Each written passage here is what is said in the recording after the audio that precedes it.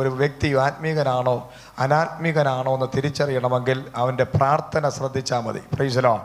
അപ്പോൾ നമ്മൾ ദൈവവുമായിട്ടൊരു ബന്ധമുള്ള വ്യക്തിയുടെ ജീവിതത്തിൽ ആദ്യത്തെ ഒരു തെളിവെന്ന് പറയുന്നത് ഉയരത്തിലുള്ളത് ചിന്തിക്കും. അപ്പോൾ മോശയുടെ പ്രാർത്ഥനയുടെ പ്രത്യേകത ഇതാണ്. മോശയ്ക്ക് ഈ ലോകത്തിലുള്ളത് ഒന്നും ഒരു വിഷയമല്ല. കനാൻ ദേശം ഇതൊന്നും ഒരു വിഷയമല്ല. വാഗ്ദത്തം ഒരു വിഷയമല്ല.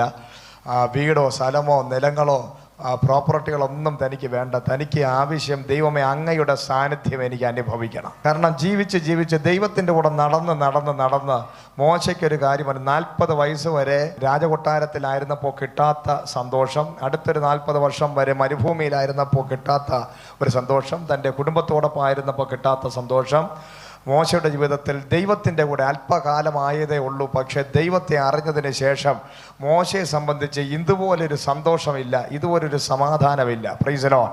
അത്രയ്ക്ക് ആ മോശയ്ക്ക് ദൈവത്തിൻ്റെ സാന്നിധ്യത്തെ വലിയ താല്പര്യമായി. അതുകൊണ്ടാണ് മോശ പ്രാർത്ഥിച്ചത്, എനിക്ക് അങ്ങയുടെ സാന്നിധ്യം മതി. ഈ ലോകത്തിൽ സിനിമാ തിയേറ്ററിൽ ചെന്നിരുന്നിട്ടുണ്ട്, അല്ലെങ്കിൽ മദ്യപാനത്തിന് വേണ്ടി ചെന്നിരുന്നിട്ടുള്ളവരുണ്ട്, ചീട്ട് കളിക്കാൻ ചെന്നിരുന്നിട്ടുള്ളവരുണ്ടായിരിക്കാം, അല്ലെങ്കിൽ മറ്റു പല വിനോദങ്ങളിൽ ഏർപ്പെട്ടവർ കാണാം.